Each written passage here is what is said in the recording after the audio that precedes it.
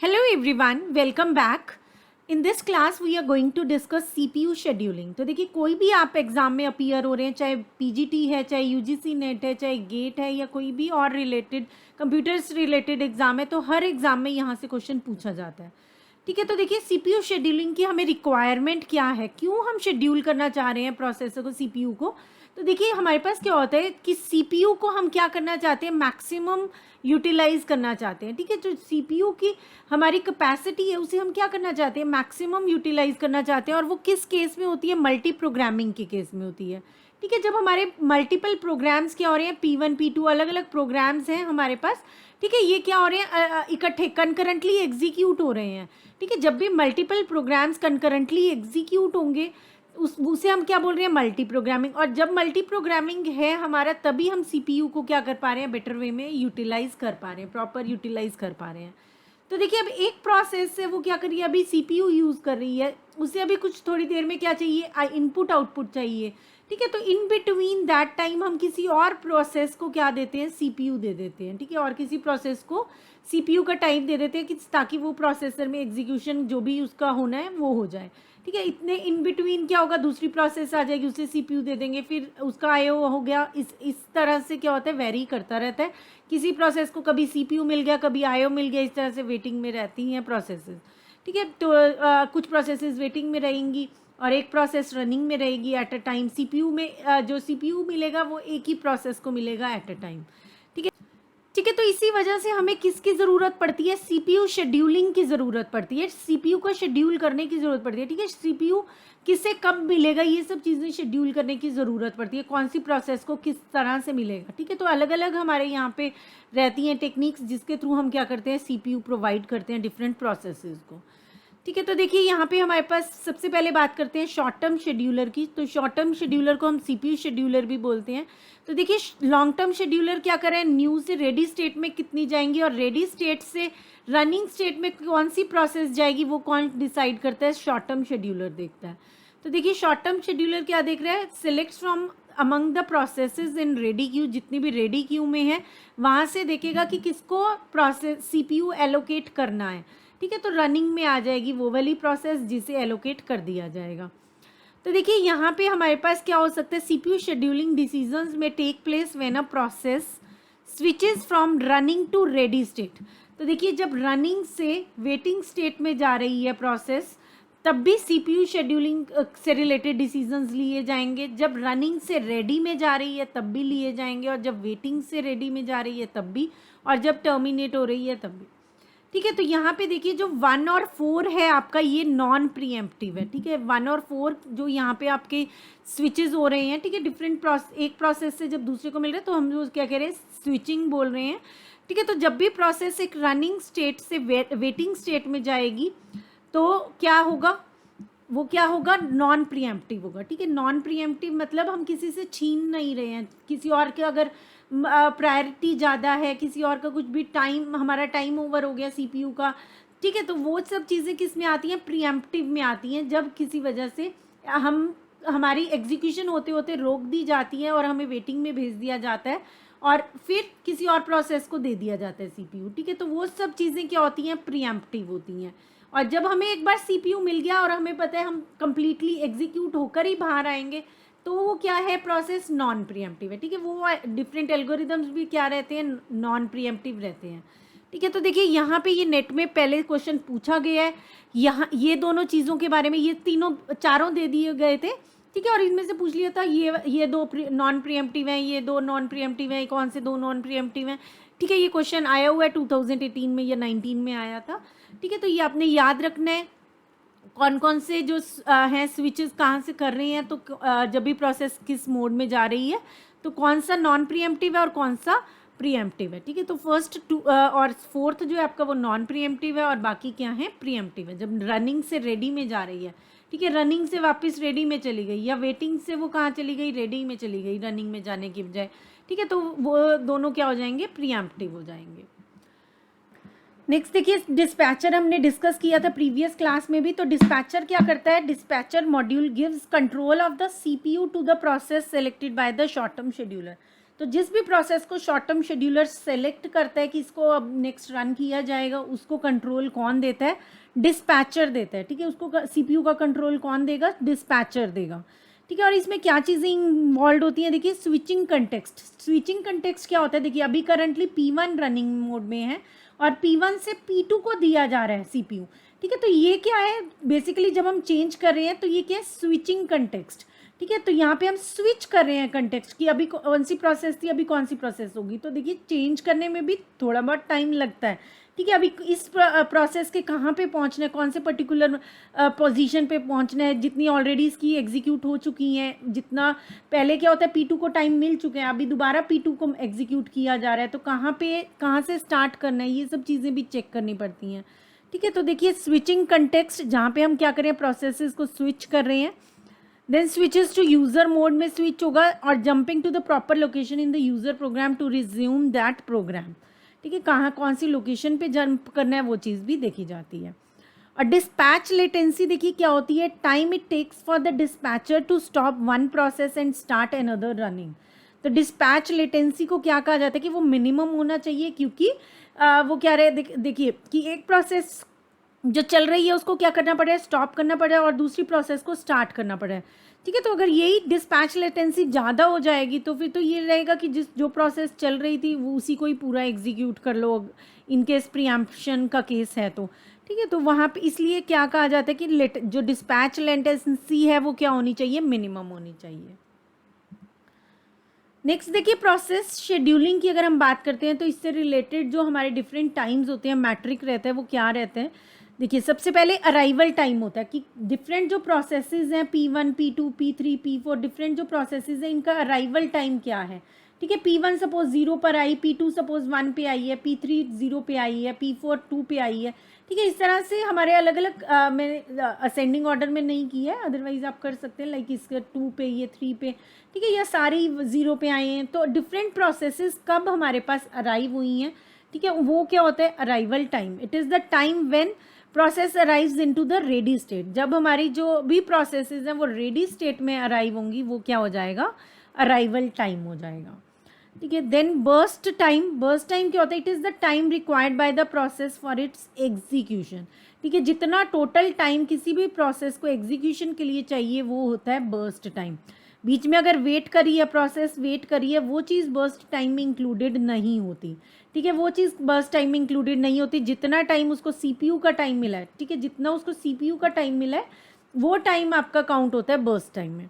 Then हमारे पास आता है turn around time. Turn around time आपका क्या होता है? Completion time minus arrival time, ठीक है। टर्न अराउंड टाइम क्या होगा? जितना टाइम हमारी जो भी प्रोसेस है वो मेमोरी में रही, ठीक है, जितना भी टाइम प्रोसेस मेमोरी में रही, चाहे वो वेट करी है, चाहे वो एग्जीक्यूट हो रही है, वो कंप्लीट जो भी टाइम रहा, ठीक है। तो इसमें हम completion time minus arrival time कर देंगे कि अगर कंप्लीशन टाइम किसी का 30 है और अराइवल टाइम 2 है, ठीक है, तो यहाँ पे उसका 28 हो जाएगा टर्न अराउंड टाइम, ठीक है। टर्न अराउंड टाइम क्या होगा? Completion time minus arrival time. Next हमारे पास आता है कंप्लीशन टाइम। तो देखिए, कंप्लीशन टाइम क्या होता है? वो टाइम जब प्रोसेस कंप्लीट करिए अपनी एग्जीक्यूशन, ठीक है। तो जनरली हम क्या करते हैं? Burst time plus waiting time add करते हैं तो हमारे पास क्या आ जाता है? कंप्लीशन टाइम आ जाता है। Next waiting time. Waiting time के लिए हम क्या करते हैं? Turn around time minus burst time. तो देखिए, टर्न अराउंड टाइम क्या है? जितना टाइम वो टोटल मेमोरी में रही प्रोसेस और उसमें से अगर हम जितना टाइम उसने एग्जीक्यूशन में निकाला है, ठीक है, जितना टाइम बीटी है जो उसका, वो माइनस कर देंगे अगर, तो वो क्या आ जाएगा? बाकी का वेटिंग टाइम आ जाएगा, ठीक है। इन बिटवीन जो हो सकता है, यहाँ पे भी वेट की, लाइक यहाँ पे भी वेट की, ठीक है, अलग अलग जगह वेट कर रही है, तो टोटल जो हमारा टर्न अराउंड टाइम है उसमें से क्या माइनस कर देंगे? बर्स्ट टाइम माइनस कर देंगे, तो क्या आ जाएगा? वेटिंग टाइम आ जाएगा। Next is response time. तो देखिए, रिस्पॉन्स टाइम क्या होगा? It is the time difference between submission time of the task and first response time, ठीक है। तो जब भी सबमिट हो रही है और जब उसे फर्स्ट रिस्पॉन्स मिला, वो क्या, उन दोनों के बीच में जो डिफरेंस होगा वो क्या आ जाएगा? रिस्पॉन्स टाइम आ जाएगा, ठीक है। तो देखिए, दो चीज़ें कंसीडर करेंगे हम क्राइटेरिया, कौन सा हम एल्गोरिदम यूज़ कर रहे हैं और कौन सा मोड है, ठीक है। जब भी हम क्वेश्चन सॉल्व करते हैं इससे रिलेटेड दो चीज़ें चेक की जाती हैं कि कौन सा एल्गोरिदम यूज़ किया जा रहा है और कौन से मोड में किया जा रहा है, लाइक प्रीएम्प्टिव है या नॉन प्रीएम्प्टिव है, ठीक है। ये दोनों चीज़ें यूज़ की जाती हैं, दोनों चीज़ें चेक की जाती हैं जब भी कोई क्वेश्चन सॉल्व किया जाता है, ठीक है, तो देखिए शेड्यूलिंग में क्राइटेरिया क्या रहता है, मैक्सिमम सीपीयू यूटिलाइजेशन रहे, मैक्स थ्रूपुट रहे, मिनिमम टर्न अराउंड टाइम रहे, मिनिमम वेटिंग टाइम रहे और मिनिमम रिस्पांस टाइम रहे। ठीक है, हम हमेशा ये चाहेंगे कि ये वाले टाइम्स जो हैं ये मिनिमम रहे, जल्दी से जल्दी प्रोसेस एग्जीक्यूट हो। ठीक है, तो यहाँ पे रहेगा कि नंबर ऑफ प्रोसेसेस कितनी एग्जीक्यूट हो रही हैं पर यूनिट टाइम। ठीक है, तो वो आ जाती है आपके थ्रूपुट में। तो देखिए कौन कौन से डिफरेंट शेड्यूलिंग एल्गोरिदम्स हम देखेंगे। FCFS that is first come first serve, SJF priority, round robin, multi level queue, multi level feedback queue. ठीक है, ये डिफरेंट एल्गोरिदम्स रहेंगे। तो इनके नाम, सबसे पहले तो नाम पता होने चाहिए कौन कौन से हैं डिफरेंट एल्गोरिदम्स। ठीक है, कुछ भी पूछा जा सकता है। देन सबसे पहले हमारे पास आता है scheduling algorithm first in first out, या जिसे हम बोलते हैं first come first serve scheduling algorithm. तो यहाँ पे जो भी पहले आएगा उसे पहले प्रोसेसर मिल जाएगा और वो एग्जीक्यूट होकर चला जाएगा। ठीक है, तो देखिए इसको हम कैसे सॉल्व करते हैं। First come first serve scheduling algorithm जो होता है, डिफरेंट प्रोसेसेस होती हैं और हमें क्या दिया हुआ होता है एग्जाम में, बर्स्ट टाइम दिया हुआ होता है। ठीक है, तो देखिए P1 P2 P3 3 प्रोसेसेस और इनका बर्स्ट टाइम क्या है, 24 3 एंड 3। ठीक है, तो देखिए P1 सबसे पहले आएगी 0 पे। सबसे पहले P1 को हम देंगे CPU। ठीक है, यहाँ अराइवल टाइम नहीं दिया हुआ है तो हम सीक्वेंस में ही देंगे। तो P1 हमारे पास है, P1 को दिया 24 टाइम के लिए दिया इसको। ठीक है, तो 24 तक ही एग्जीक्यूट होगी। देन 24 से लेकर 27 तक किसे दिया जाएगा, P2 को दिया जाएगा। फिर 27 से 30 तक देखिए 3 यूनिट्स ऑफ टाइम इसे चाहिए तो किसे मिल जाएगा, P3 को मिल जाएगा। ठीक है, तो अब देखिए यहाँ पे अगर हमें कैलकुलेट करना है, अब सबसे पहले हम क्या कैलकुलेट करेंगे, यहाँ या तो आपको किसी प्रोसेस का वेटिंग टाइम पूछा हो सकता है, या पूछा हो सकता है किस सीक्वेंस में ये एग्जीक्यूट होंगी। ठीक है, या पूछा हो सकता है टर्न अराउंड टाइम, या पूछ सकते हैं एवरेज वेटिंग टाइम। तो ये सब चीज़ें आपसे पूछी जा सकती हैं। तो देखिए अब सबसे पहले हमारा क्या आता है, कंप्लीशन टाइम। ठीक है, तो डिफरेंट टाइम्स हमने देखे थे, turn around time, completion time and waiting time. ठीक है, तो देखिए जो वेटिंग कंप्लीशन टाइम है, कंप्लीशन टाइम आपका क्या है, देखिए कंप्लीशन टाइम क्या, burst time plus waiting time. Waiting time क्या है, turn around time minus BT, और टर्न अराउंड टाइम क्या है आपका, CT माइनस AT। ये 3 फॉर्मूलाज हमने करने हैं याद। ठीक है, अब अराइवल टाइम तो देखिए वहाँ पे कुछ है नहीं, तो कंप्लीशन टाइम ही हमारा यूज़ होगा।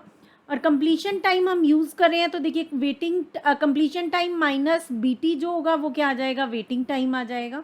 ठीक है, तो चलिए देखिए यहाँ पे कंप्लीशन टाइम क्या है, 24 है इसके लिए। देन इसके लिए क्या है 27, और इसके लिए क्या है 30। ठीक है, तो अब देखिए टर्न अराउंड टाइम आपका नहीं आएगा क्योंकि अराइवल नहीं दिया हुआ है। तो यहाँ पे हमारे पास क्या आ गया, कंप्लीशन टाइम ले लिया 24 27 एंड 30। ठीक है, जहाँ पे अराइवल टाइम दिया हुआ होगा आपका वहाँ पे टर्न अराउंड टाइम भी आप कंसीडर करेंगे। ठीक है, अगर ज़रूरत है। ठीक है, देन हमारे पास क्या आ गया, वेटिंग टाइम देखिए 24 माइनस 24 करेंगे तो क्या आ जाएगा 0। देन 27 माइनस 3 करेंगे तो कितना वेट करना पड़ा इसे, 24, और इसे कितना वेट करना पड़ा 27। ठीक है, तो अगर वेटिंग टाइम आपसे किसी एक पर्टिकुलर प्रोसेस का पूछा जाता है तो आप अकॉर्डिंगली आंसर कर देंगे।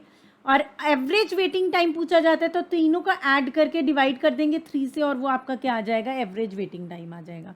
ठीक है, तो AWT क्या होता है, एवरेज वेटिंग टाइम होता है। ठीक है, तो एवरेज वेटिंग टाइम पूछा है तो तीनों का वेटिंग टाइम ऐड करके जितनी भी प्रोसेसेस हैं उनका ऐड करके डिवाइड कर देंगे नंबर ऑफ प्रोसेसेस से। ठीक है, तो अब यहाँ पे देखिए suppose that the processes arrives in the order. अब यहाँ पे अगर प्रोसेसेस इस ऑर्डर में अराइव होती, P2 पहले आती, फिर P3 आती और फिर P1 आती, तो देखिए यहाँ पे P2 को पहले एग्जीक्यूशन मिल जाता, देन P3 एग्जीक्यूट होती और फिर P1 एग्जीक्यूट होती। और उस केस में अगर आप देखें तो जो हमारा एवरेज वेटिंग टाइम है that is reduced to 3 only. ठीक है, अब यहाँ पे हमारा जो एवरेज वेटिंग टाइम था अगर हम देखें तो वो क्या था 17, बट इन दिस केस हमारा एवरेज वेटिंग टाइम कहाँ पे पहुँच गया, 3 पे पहुँच गया, just because of the order, change in the order. ठीक है, यहाँ पे सिर्फ चेंज हुआ है ऑर्डर में और उसकी वजह से एवरेज वेटिंग टाइम क्या हो गया, रिड्यूस हो गया।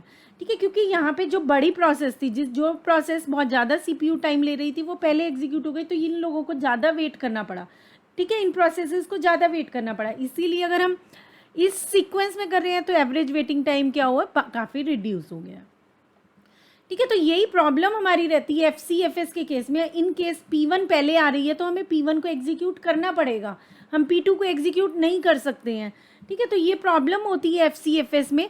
ठीक है, एक तो सबसे पहले ये नॉन प्रीएम्प्टिव है, हम ले नहीं सकते हैं। ठीक है, नॉन प्रीएम्प्टिव है FCFS, ये हमेशा क्या रहती है, नॉन प्रीएम्प्टिव, प्रीएम्प्टिव नहीं है ये वाला शेड्यूलिंग एल्गोरिदम। यहाँ पे हम कोई भी प्रोसेस, चाहे किसी को प्रायोरिटी, किसी की प्रायोरिटी ज़्यादा है, कोई भी ऐसी बात है, तो हम उससे कभी भी CPU नहीं लेते हैं।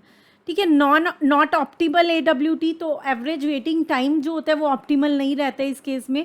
Can't utilize resources in parallel. ठीक है, यहाँ पे एक सबसे मेन बात जो आती है, जो एग्जाम में पूछी जा सकती है, वो आती है कॉन्वो इफेक्ट।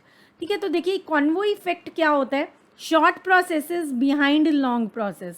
तो यहाँ पे इस केस में हमारे पास क्या है, वही इफेक्ट है जहाँ पे शॉर्ट जो प्रोसेसेस हैं वो किसके पीछे हैं, लॉन्ग प्रोसेस के पीछे हैं। ठीक है, तो ये हमारा क्या होता है, convoy effect. It is the phenomena associated with first come first serve के एल्गोरिदम में ये जनरली होता है। ठीक है, जहाँ पे आपका जो सारा सिस्टम है वो क्या हो गया, स्लो हो गया, क्योंकि कुछ प्रोसेसेस क्या है, वेट कर रही हैं, लंबे समय तक वेट कर रही हैं, क्योंकि कुछ लॉन्ग प्रोसेसेस आपकी कहाँ पे हैं, जिन्हें प्रोसेसर मिला हुआ है, उनकी वजह से कुछ जो प्रोसेसेस हैं वो क्या कर रही हैं, लंबे समय तक वेट कर रही हैं। ठीक है, तो शॉर्ट प्रोसेसेस जब भी आ जाती हैं लॉन्ग प्रोसेसेस के पीछे, तो वो एक वजह, वो क्या है, कॉन्वो इफेक्ट है। तो देखिए नेक्स्ट क्या आता है हमारे पास, इसी वजह से कि जो शॉर्टेस्ट जॉब हैं उन्हें हम पहले एग्जीक्यूट कर दें।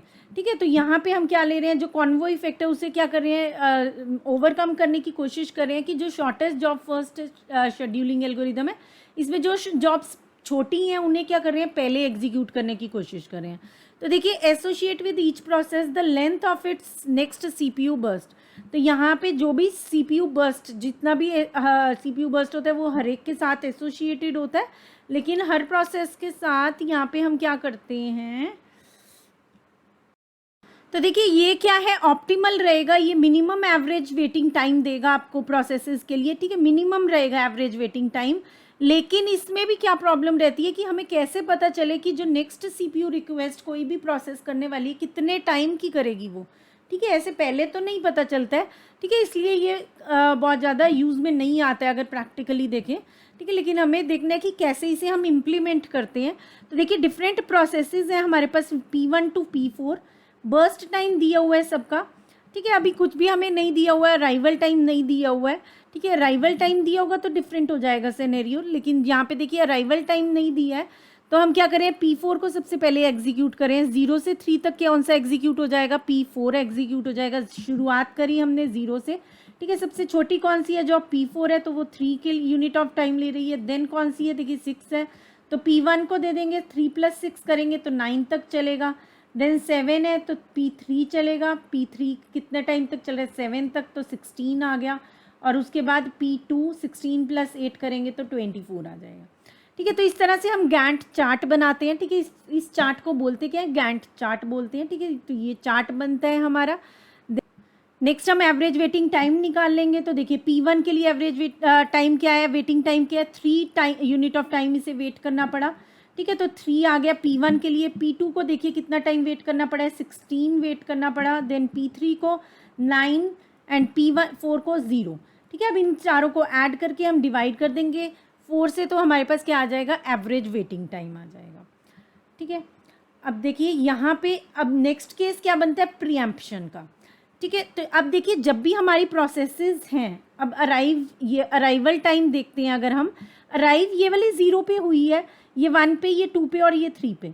ठीक है, तो देखिए यहाँ पे ये जब अराइव हुई है तो ये कौन सी एग्जीक्यूट हो रही है, ये वाली एग्जीक्यूट हो रही है। फिर 1 पे देखा हमने, तो देखिए ये 8 वाली आई है अभी क्यू में, तो देखिए इसको प्रीएम्प्ट नहीं किया जाएगा। लेकिन अब सेकंड वाले टाइम पे देखेंगे तो 7 है, इससे क्या है, ये बिगर है। ठीक है, ये ग्रेटर है ये वाला टाइम, तब भी प्रीएम्प्ट नहीं किया जाएगा। अब थर्ड यूनिट टाइम पे कौन सी आ गई, 3 वाली आ गई, तो अब क्या किया जाएगा, P1 को हटा के किसको डाल दिया जाएगा, हमारे उसमें प्रोसेसर के दे दिया जाएगा, प्रोसेसर किसे एलोकेट कर दिया जाएगा, P4 को एलोकेट कर दिया जाएगा। ठीक है, तो यहाँ पे अराइवल टाइम के साथ साथ चेक किया जाता है कि कब किसको हमने प्रीएम्प्ट करना है और किसको एलोकेट कर देना है।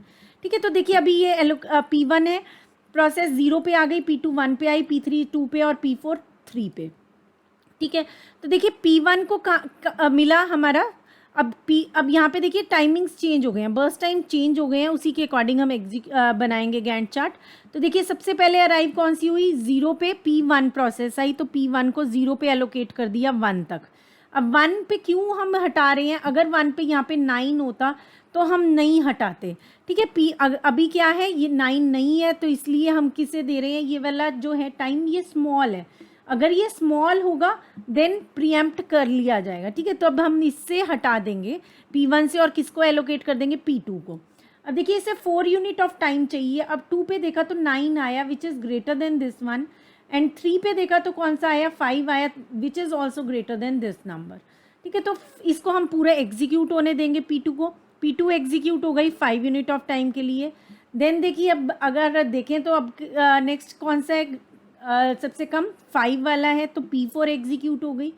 अब अभी इसका कितना रह गया 7, तो ये वाली एग्जीक्यूट होगी और फिर P3 एग्जीक्यूट होगी, ठीक है। तो इस तरह से हम एग्जीक्यूट करते हैं। तो ये हमारा था SJF। SJF आपका प्रीएम्प्टिव भी हो सकता है और नॉन प्रीएम्प्टिव भी हो सकता है, ठीक है। नॉन प्रीएम्प्टिव है अगर हमारा अराइवल टाइम नहीं दिया हुआ है, इस तरह से करेंगे, और अगर प्रीएम्प्टिव आपको दिया हुआ है मतलब अराइवल टाइम अगर दिया हुआ है तो आप इस तरह से उसे एग्जीक्यूट करेंगे। और यहाँ पे देखिए वेटिंग टाइम कैलकुलेट कर लेंगे। वेटिंग टाइम के लिए क्या कर रहे हैं हम, देखिए 10-1 कर रहे हैं P1 के लिए, ठीक है। जो P1 प्रोसेस है देखिए 10 तक ये वेट करिए, लेकिन 1 पर इसे मिला हुआ था एग्जीक्यूशन, इसलिए 10 में से 1 डिडक्ट कर देंगे तो 9 आ जाएगा P1 का। देन हमारे पास P2, देखिए P2 1 पे ही आई थी और 1 पे ही उसे मिल गया CPU, तो 1-1 कर दिया, दैट मीन्स इसको 0 टाइम वेट करना पड़ा।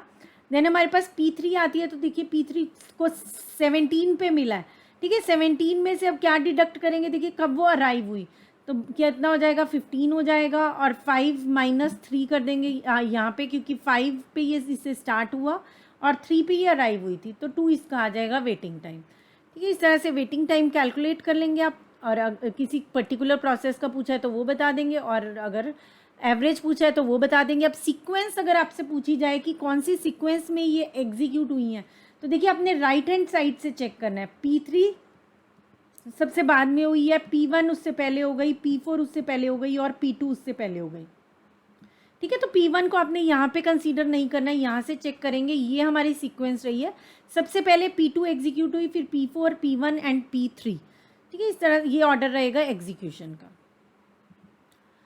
नेक्स्ट देखिए हमारे पास एक प्रॉब्लम आती है स्टारवेशन की। स्टारवेशन कब होता है, जब लार्ज जो प्रोसेसेस हैं उन्हें कभी एग्जीक्यूट होने का टाइम ही नहीं मिल रहा है, क्योंकि शॉर्टर जो प्रोसेसेस है वो आती रहती हैं क्यू में और उन्हें एग्जीक्यूट किया जाता है बार बार बार बार, ठीक है। अब जैसे देखिए अगर कोई लॉन्ग प्रोसेस है, P3 है, ठीक है। अब P3 को क्या है, बाद में मौका मिल रहा है, जबकि ये यहाँ पे आ गई है। अब इन केस 4 नंबर पे, 4 अराइवल टाइम पे कोई और प्रोसेस आ जाती है जिसका 3 है बर्स्ट टाइम, फिर 2 वाली आ जाती है कोई, फिर 5 वाली आ गई, फिर 6 वाली आ गई, फिर 7 वाली आ गई, फिर अगेन 4 वाली आ गई। इस तरह से अगर आती रहेंगी प्रोसेसेस तो ये P3 तो जो है वो तो बैठी रह गई, ठीक है। तो ये वाली जो प्रॉब्लम है, ये प्रॉब्लम होती है स्टारवेशन की प्रॉब्लम, जब लार्ज जो प्रोसेसेस हैं उनकी कभी बारी ही नहीं आई, क्योंकि शॉर्टर प्रोसेसेस आई जा रही हैं क्यू में और उन्हीं का नंबर आता जा रहा है, ठीक है। तो ये प्रॉब्लम होती है स्टारवेशन की।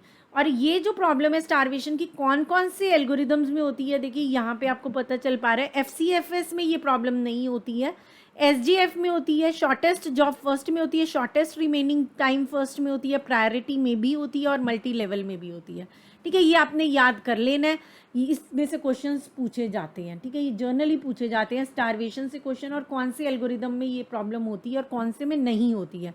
तो राउंड रॉबिन में देखिए नहीं होती है, मल्टी लेवल फीडबैक में नहीं होती है, और FCFS में नहीं होती है, ठीक है। किसी भी तरह से आप याद कर लें इसे, कि जिनमें नहीं होती है वो याद कर लें या जिनमें होती है वो चीज़ याद कर लें। नेक्स्ट एल्गोरिदम आता है प्रायोरिटी शेड्यूलिंग। तो देखिए इस केस में प्रायोरिटी नंबर एसोसिएटेड होता है हर प्रोसेस के साथ, तो CPU उस प्रोसेस को एलोकेट कर दिया जाता है जिसकी प्रायोरिटी क्या होती है, हाईएस्ट होती है, ठीक है। स्मॉलेस्ट इंटीजर होगा तो हाईएस्ट प्रायोरिटी होगी।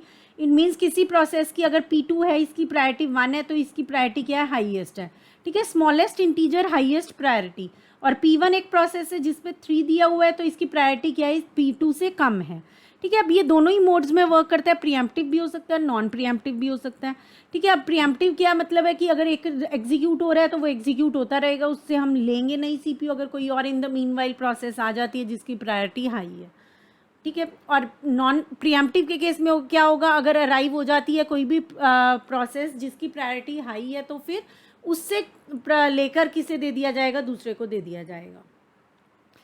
तो देखिए यहाँ पे प्रॉब्लम क्या आती है, स्टारवेशन की प्रॉब्लम भी आएगी, यहाँ पे भी आएगी, क्योंकि जो लो प्रायोरिटी प्रोसेसेस हैं वो हमेशा क्या होंगी, बैठी रह जाएंगी, उनको तो कभी मौका ही नहीं मिलेगा एग्जीक्यूट होने का। ठीक है, जो हाईएस्ट प्रायोरिटी वाली है वही एग्जीक्यूट होती चली जा रही हैं। तो ये क्या है, ये तो अपना बैठी हैं, है ना। तो फिर इसी वजह से हमारे पास एक इसका क्या सॉल्यूशन है, एजिंग सॉल्यूशन है। जैसे जैसे टाइम बढ़ता है, जितनी भी प्रोसेसेस हैं रेडी क्यू में उनकी क्या कर दी जाती है, प्रायोरिटी इंक्रीज कर दी जाती है। ठीक है, एजिंग किसका सॉल्यूशन है, स्टारवेशन का सॉल्यूशन है। किसमें, जब भी हम प्रायोरिटीज़ की में वर्क कर रहे हैं, ठीक है, तो प्रायोरिटी क्या कर दी जाती है, इंक्रीज कर दी जाती है जैसे जैसे टाइम इंक्रीज होता है। ठीक है, तो देखिए इसका एग्जांपल में ये हमारी डिफरेंट प्रोसेसेस गिवन है, ये बर्स्ट टाइम गिवन है और ये आपको क्या गिवन है, प्रायोरिटी गिवन है। ठीक है, तो यहाँ पे अराइवल टाइम नहीं है, तो देखिए ये क्या बन जाएगा आपका, प्रीएम्प्टिव नहीं रहेगा, नॉन प्रीएम्प्टिव रहेगा। तो अब हमारे पास फर्स्ट प्रायोरिटी वाली कौन सी है, P2, इससे मिल जाएगा। देन P5 है नेक्स्ट, टू जिसकी प्रायोरिटी 2 है। देन 3 वाली प्रायोरिटी वाली P1, उसे एग्जीक्यूट कर दिया जाएगा, फिर P3 को एग्जीक्यूट कर दिया जाएगा एंड एट लास्ट P4 को एग्जीक्यूट कर दिया जाएगा। ठीक है, तो इस तरह से हमारी ये एग्जीक्यूट हो जाएंगी डिफरेंट प्रोसेसेस। और जब इनका वेटिंग टाइम कैलकुलेट करेंगे तो वही रहेगा आपका, P1 का वेटिंग टाइम देखिए क्या है, 6 है। देन P2 का वेटिंग टाइम 0, P3 का वेटिंग टाइम क्या आएगा, 16, देन P4 का 18 एंड देन P5 का आ जाएगा 1। ठीक है, ये आपके पास आ जाएंगे वेटिंग टाइम्स, इनको ऐड करके डिवाइड कर देंगे 5 से, तो आपके पास एवरेज वेटिंग टाइम आ जाएगा। ठीक है, और इसी तरह से अगर आपको क्या दिया हुआ है, अराइवल टाइम भी दिया हुआ है। ठीक है, तो P1 आपके पास आ गई है, शुरुआत में इसकी 3 थी प्रायोरिटी, इसका अराइवल टाइम 0 था। अब P1 जो है इसका प्रायोरिटी क्या है, 1 है, और लेकिन ये 1 पे अराइव हुई है। तो देखिए शुरुआत में हम उसे फ्री नहीं छोड़ेंगे प्रोसेस को, CPU को। ठीक है, तो यहाँ पे क्या आएगी, P1 एग्जीक्यूट होना शुरू हो जाएगी। ठीक है, 0 से 1 पे कौन सी एग्जीक्यूट होगी, P1 एग्जीक्यूट होगी। फिर जैसे ही 1 पे देखा कि ये वाली आ गई है तो फिर P2 को दे दिया जाएगा। ठीक है, फिर P2 को दे दिया जाएगा 1 यूनिट ऑफ टाइम के लिए। ठीक है, तो यहाँ से ये प्रीएम्प्ट कर लिया जाएगा इन अगर प्रीएम्प्टिव वाला मोड होगा। ठीक है, चलिए नेक्स्ट हमारे पास आता है राउंड रॉबिन शेड्यूलिंग। तो देखिए राउंड रॉबिन शेड्यूलिंग में क्या होता है हमारे पास, तो टाइम क्वांटम होता है इसमें फिक्स। ठीक है, तो यहाँ पे आपके पास क्या है, ये प्रीएम्प्टिव मोड ही रहता है इसका। ठीक है, कि थोड़े टाइम के लिए हर प्रोसेस को एक फिक्स है टाइम, कितने टाइम के लिए मिलेगा। ठीक है, जो भी उससे जो अगर उसका बर्स्ट टाइम कम है देन अदर अलग बात है। ठीक है, तो अलग बात हो जाएगी अगर इसका बर्स्ट टाइम 2 है। अदरवाइज अगर 3 टाइम क्वांटम दे दिया कि 3 मिली सेकेंड के लिए सबको मिलेगा, तो 3 के लिए सबको मिलता जाएगा बारी बारी से। ठीक है, किसी का कम है तो वो पहले एग्जीक्यूट होकर चली जाएगी, कोई दिक्कत नहीं है। तो देखिए हर प्रोसेस को क्या दिया जाता है, एक small unit of CPU time दे दिया जाता है, जिसे हम टाइम क्वांटम बोलते हैं। ठीक है, तो जब जैसे जैसे ये टाइम क्वांटम मिलता रहता है हर प्रोसेस को, वो एग्जीक्यूट होती रहती है, उतना उतना पोर्शन एग्जीक्यूट होता रहेगा उनका।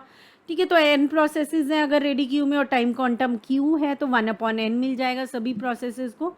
ठीक है, और यहाँ पे देखिए आपके पास अगर परफॉर्मेंस की अगर हम बात करें तो q अगर लार्ज है, अगर टाइम क्वांटम लार्ज हो जाएगा तो वो क्या बन जाएगा, FCFS वाला एल्गोरिदम ही बन जाएगा। ठीक है, क्योंकि अगर टाइम क्वांटम लार्ज हो गया तो वो क्या एक ही जो है प्रोसेस जो शुरू में आई वो एग्जीक्यूट होती चली जा रही है। ठीक है, तो ये चीज़ ये कई बार पूछ लिया जाता है एग्जाम्स में।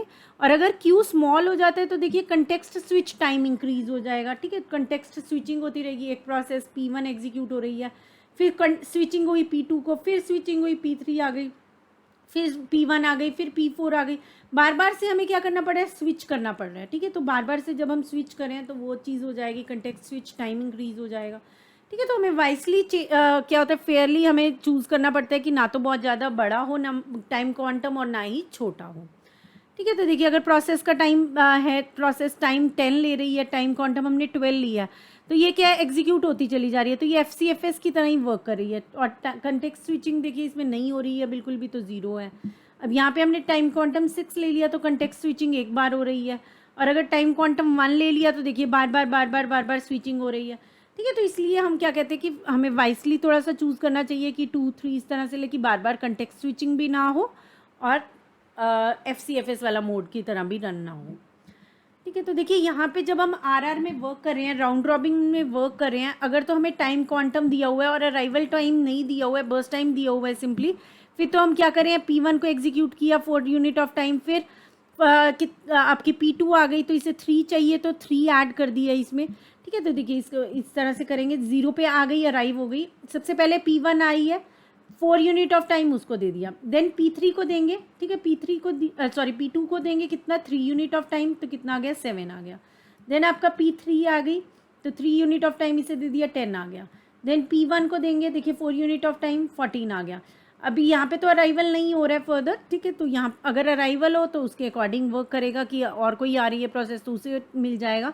अब यहाँ पे तो P1 को ही मिलता चला गया, ठीक है। तो यहाँ पे 4 यूनिट ऑफ टाइम मैक्सिमम क्या होगा, मिलेगा, ठीक है। अगर कम है बर्स्ट टाइम तो उतना मिल जाएगा, ठीक है। तो इस तरह से राउंड रॉबिन में रहेगा अगर अराइवल टाइम नहीं है, ठीक है। ये तो इजीली हो जाता है। जब अराइवल टाइम आपका आता है उस केस में आपने कैसे करना है, तो देखिए इस केस में आपने क्या करना होता है, रेडी क्यू प्रिपेयर करनी होती है, ठीक है। जब भी अराइवल टाइम आएगा आपके पास तो आपके पास क्या होगा, रेडी क्यू आप क्या करेंगे, प्रिपेयर करेंगे, ठीक है। तो देखिए इस वाले केस में आपके पास ये डिफरेंट प्रोसेसेस हैं, 6 प्रोसेसेस हैं, ये अराइवल टाइम्स हैं, ठीक है। अराइवल टाइम देखिए अगर इनिशियली किसी का 1 दिया हुआ है, 0 पे कोई भी नहीं अराइव हो रही है, तो आप 0 पे सीपीयू को ब्लैंक छोड़ देंगे, ठीक है। सीपीयू को ब्लैंक छोड़ देते हैं कि यहाँ पे सीपीयू आइडल रहा, ठीक है। ये नहीं है कि 0 पे ही असाइन कर देंगे प्रोसेस को, ये ध्यान रखना है। कई बार ऐसे क्वेश्चंस आ जाते हैं कि अराइवल टाइम किसी का भी 0 होता ही नहीं है, तो वहाँ पे फिर आप पी जो शुरुआत है यहाँ उसी से असाइन करेंगे जब भी अराइव हो रही है। अब देखिए इस केस में हमने क्या करना है, रेडी क्यू प्रिपेयर करनी है। तो देखिए सबसे पहले आपके पास क्या है, कौन सी प्रोसेस आई है, P1 प्रोसेस आई है, ठीक है। सबसे पहले कौन सी प्रोसेस आई है, P1 प्रोसेस आई है। टाइम क्वांटम हमें कितना गिवन है, 2 गिवन है, ठीक है। कितना गिवन है, 2 गिवन है। तो पहले प्रोसेस आई है P1, तो P1 को हम क्या करेंगे, दे देंगे, ठीक है। सबसे पहले P1 को दे देंगे। अब देखिए साथ साथ हम क्या करते हैं, रेडी क्यू प्रिपेयर करते हैं। सबसे पहले P1 आ गई। अब देखिए उसके बाद कौन कौन सी आ गई हैं, 2 यूनिट ऑफ टाइम तक, 2 यूनिट ऑफ टाइम तक कौन कौन सी आ गई हैं, P2 और P3 आ गई हैं, ठीक है। ये चीज़ आपने चेक करनी है कि उतने टाइम तक कौन कौन सी प्रोसेसेस आ गई हैं, तो वो रेडी क्यू में होंगी। P2 और P3 रेडी क्यू में होंगी। इसके बाद देखिए उसी प्रोसेस को मिलेगा जिससे हमने छोड़ ले लिया है, तो P1 का नंबर आएगा इसके बाद, ठीक है। इसके बाद किसका नंबर आएगा, P1 का नंबर आएगा। तो देखिए अब इस दोनों चीज़ें साथ साइमल्टेनियसली चलेंगी, बर्स्ट टाइम भी आप डिक्रीज करते चलेंगे और रेडी क्यू पे भी ध्यान देंगे ताकि हम उस प्रोसेस को यहाँ पे एंटर करें, ठीक है। अब देखिए अब यहाँ पे हमारे पास क्या है, P1 को जब हमने दे दिया तो 2 यूनिट ऑफ टाइम दे दिया, 2 आ गया। अब देखिए 4 था टोटल इसका बर्स्ट टाइम, तो इसे कट करके हमने क्या लिख दिया, 2 लिख दिया। अब देखिए उसके बाद P2 को क्या P2 को मिल जाएगा, ठीक है। 2 यूनिट ऑफ टाइम के बाद हमारा ये अराइव हो चुकी है, P2 को मिलेगा 2 यूनिट ऑफ टाइम, तो 5 था तो इसको कट करके क्या आ जाएगा, 3 आ जाएगा। देन देखिए साथ के साथ P3 है रेडी क्यू में, तो इसे मिलेगा, ये P3 को मिला तो वो आ गया, ठीक है। और देखिए अभी अराइव जब हमने देखा 4 तक कौन कौन अराइव हो चुकी है, देखिए 4 पे साथ साथ आपको चेक करना पड़ेगा। अब जब हमने P2 को एग्जीक्यूट किया, ठीक है, P1 को जब हमने एग्जीक्यूट किया था तो हमने देख लिया था कि P2 और P3 आ चुकी थी, इन्हें ऐड कर दिया और P1 को वापस से ऐड कर दिया। अब देखिए जब यहाँ पे P2 के बाद 4 यूनिट ऑफ टाइम पे, 4th यूनिट ऑफ टाइम पे हमने देखा कौन कौन अराइव हो चुकी हैं, P4 और P5 अराइव हो चुकी हैं, ठीक है। तो P1 के बाद अब आपका किसका नंबर आ जाएगा, P4 और P5 का, और उसके बाद कौन सी आ जाएगी, वापस से P2 आ जाएगी, ठीक है। उसके बाद वापस से कौन सी आ जाएगी, P2 आ जाएगी। अब देखिए फिर एग्जीक्यूट करते हैं हम 3 को। अब 6 यूनिट ऑफ टाइम, 6 हो गया। अब 6 तक देखिए P6 भी आ गई है, ठीक है। कौन सी आ गई है, P6 भी आ गई है। तो अब P2 के बाद किसे देंगे, हम P6 को देंगे। और अब देखिए P6 के बाद कौन सी आएगी, तो देखिए P6 के बाद अब हमने जब चेक करना है साइमल्टेनियसली हम क्या कर रहे हैं, इनकी डिक्रीज करते चले जा रहे हैं। तो देखिए P6 के बाद अब हमने देखना था कौन सी आएगी, ठीक है। तो शुरू से शुरू करेंगे तो देखिए P1 का जो है वो टाइम पूरा हो चुका है, ठीक है। तो P1 इसलिए नहीं आएगी। P2 अभी हमारी यहाँ पे होके हटी है, तो अब हम किसको लेकर आएंगे, अभी इस सीक्वेंस में ही हम चेक करेंगे, ठीक है। इसी सीक्वेंस से हमने चेक करना है। तो यहाँ पे देखिए P1 कट चुकी है, P2 कट चुका है, P3 कट चुका है, अब P1 आ गया वापस से, ठीक है। P1 पूरा एग्जीक्यूट हो गया। इसके बाद अब देखिए P4 देखा तो P4 भी पूरा एग्जीक्यूट हो गया है। अब P5 को काट के हम कहाँ लेके जा रहे हैं, P5 आपकी यहाँ पे वापस आएगी P6 के बाद, ठीक है। P6 के बाद कौन सी जाएगी, P5 जाएगी, और फिर हम चेक करेंगे P2 को, P2 का भी टाइम बचा हुआ है तो P2 आएगी वापस से फिर यहाँ पे। अब वापस अगर हम देखें तो P2 के बाद कौन सी आ रही है, P6 आ रही है, तो P6 को टाइम मिलेगा, और फिर P5 आ रही है तो P5 को टाइम मिलेगा। ठीक है, तो यहाँ पे इस तरह से हमारा क्या होता है, वर्क करते हैं। और यहाँ पे फिर उसके अकॉर्डिंग एक बार रेडी किया आपने प्रिपेयर कर ली तो उसके अकॉर्डिंग यहाँ पे पूरा गैंट चार्ट बन जाएगा, और फिर आपके पास कंप्लीशन टाइम और वेटिंग टाइम आ जाएगा। ठीक है, तो एक बार दोबारा से इसको बता देती हूँ मैं। देखिए यहाँ हमारे पास क्या है, अराइवल टाइम है, ठीक है, और क्या है साथ में, बर्स्ट टाइम है। ठीक है, अराइवल टाइम है और बर्स्ट टाइम है।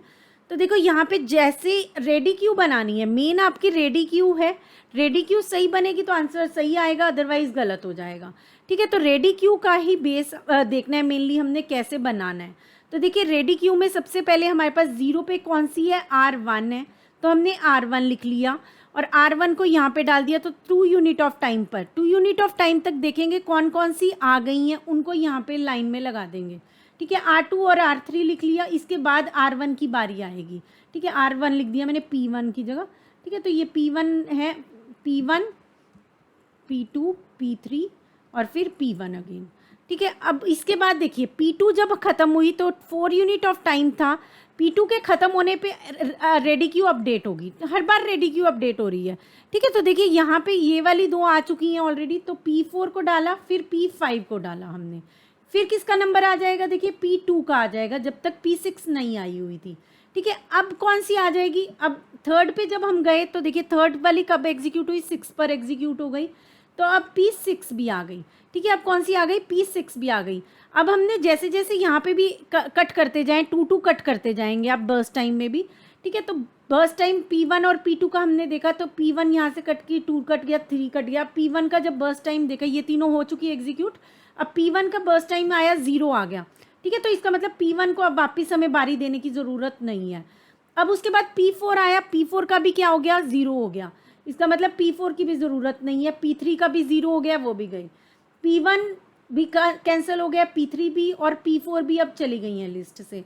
अब देखिए नेक्स्ट आती है P5 की बारी, इसके बाद अब किसकी बारी आ जाएगी, P5 की आएगी, देन किसकी आएगी, P2 की आएगी। अब इसी सीक्वेंस में चलेगा, अभी P6 को चाहिए तो P6 को मिल जाएगा, फिर P5 को चाहिए तो P5 को मिल जाएगा, इस सीक्वेंस में आपका चलता रहेगा। ठीक है, तो ये इस तरह से आपने रेडी क्यू प्रिपेयर कर लेनी है, और रेडी क्यू प्रिपेयर हो गई तो फिर गैंट चार्ट बन जाएगा, और फिर बाकी की चीज़ें तो इजीली निकल जाती हैं एक बार गैंट चार्ट बन जाए तो। ठीक है, एक बार थोड़ा सा प्रैक्टिस करके देखना है इस वाले क्वेश्चन को।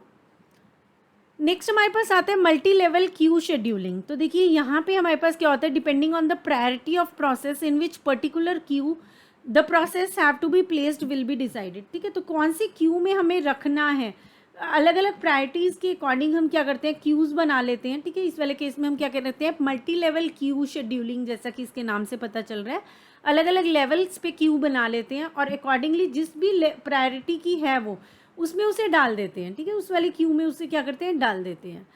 तो generally high priority queue will be placed in top level ready queue. ठीक है, तो सबसे ऊपर वाली रेडी क्यू है उसमें रख देते हैं हाई प्रायोरिटी वाली को, और जैसे जैसे कम होती रहेगी प्रायोरिटी उस तरह से उनमें प्लेस करते रहेंगे प्रोसेसेस को। ठीक है, so it is also possible that different are queues ready queues might use different scheduling algorithms. तो इसमें ऐसा कुछ ज़रूरी नहीं है कि अगर डिफरेंट हमने क्यूज़ बनाई हुई हैं लेवल्स पे तो हर लेवल वाली क्यू सेम ही एल्गोरिथम को यूज़ करें, अलग अलग एल्गोरिथम्स को यूज़ कर सकती हैं। ठीक है, तो ये हो सकता है फर्स्ट कम फर्स्ट सर्व को यूज़ कर ले, ये हो सकता है शॉर्टेस्ट जॉब फर्स्ट को यूज़ कर ले। ठीक है, अलग अलग को यूज़ कर सकते हैं। So after completion of all the processes from top level queue, the next level RQ process will be scheduled. ठीक है, तो जब भी पहले लेवल की टॉप लेवल की प्रोसेसेस कंप्लीट हो जाती हैं तो नेक्स्ट लेवल की शेड्यूल कर दी जाती है, उन्हें फिर प्रोसेसर मिल जाता है। ठीक है, तो देखिए यहाँ पे एक लेवल हो गया, दूसरा लेवल हो गया, तीसरा लेवल हो गया, लेकिन यहाँ पे भी क्या प्रॉब्लम रहेगी, देखिए स्टारवेशन की प्रॉब्लम रहेगी। ठीक है, स्टारवेशन की प्रॉब्लम रहती है इस केस में। नेक्स्ट हमारे पास आता है multi level feedback queue scheduling, क्योंकि अभी यहाँ पे क्या है, जो है टॉप लेवल पे जो प्रायोरिटी वाली शेड्यूलिंग, प्रायोरिटी वाली प्रोसेसेस हैं वो एग्जीक्यूट होती चली जा रही हैं, ये वेट करते चले जा रहे हैं। तो नेक्स्ट में हमारे पास आ जाएगा multi level feedback queue scheduling. तो देखिए यहाँ पे हमारे पास क्या होता है, कुछ टाइम क्वांटम के बाद इसकी बारी आ जाती है, फिर कुछ टाइम क्वांटम के बाद थोड़ा सा उस टाइम क्वांटम में ऐड करके इसकी बारी आ जाएगी, फिर इसकी बारी आ जाएगी। ठीक है, इस तरह से इनमें क्या होता है कि अलग अलग को कुछ टाइम के बाद बारी मिलती रहती है। तो देखिए मल्टी लेवल फीडबैक शेड्यूलिंग में कुछ पॉइंट्स जो हमारे हैं प्रीवियस वाले के वो तो सेम रहेंगे ही रहेंगे, लेकिन इसमें क्या फ़र्क रहेगा, when the process arrives into the system it will be placed at the top level RQ. जब भी कोई भी प्रोसेस आएगी तो उसे क्या कहाँ प्लेस कर दिया जाता है, टॉप लेवल पे प्लेस कर दिया जाता है, कुछ टाइम के लिए उसे एग्जीक्यूट कर दिया जाता है, फिर उसे नेक्स्ट में मूव कर दिया जाता है। ठीक है, तो थोड़ा थोड़ा टाइम इस तरह से मिलता रहेगा और तो वो एग्जीक्यूट होती रहेंगी, थोड़ा थोड़ा टाइम मिल रहा है। ठीक है, तो जो कम टाइम की होती हैं वो एग्जीक्यूट होके चली जाती हैं प्रोसेसेस, तो इस तरह से उन्हें क्या मिलता रहेगा, कुछ टाइम मिलता रहेगा, फिर यहाँ पे पहुँच जाएगी वो, फिर प्रोसेस यहाँ पहुँच गई, फिर यहाँ से first come first serve basis पे एग्जीक्यूट होती रहेंगी। ठीक है, तो देखिए ये हमारा होता है multi level feedback queue scheduling, और इस वाले केस में भी हम एजिंग यूज़ करते हैं। ठीक है, एजिंग का कॉन्सेप्ट हम यहाँ पे भी यूज़ करते हैं। ठीक है, तो चलिए ये था हमारा सीपीयू शेड्यूलिंग का कॉन्सेप्ट। कुछ कॉन्सेप्ट यहाँ से प्रैक्टिकली भी पूछ लिए जाते हैं और कुछ थ्योरेटिकली भी पूछ लिए जाते हैं क्वेश्चंस। ठीक है, तो इसे अच्छे से करेंगे। That's all, stay connected and keep learning.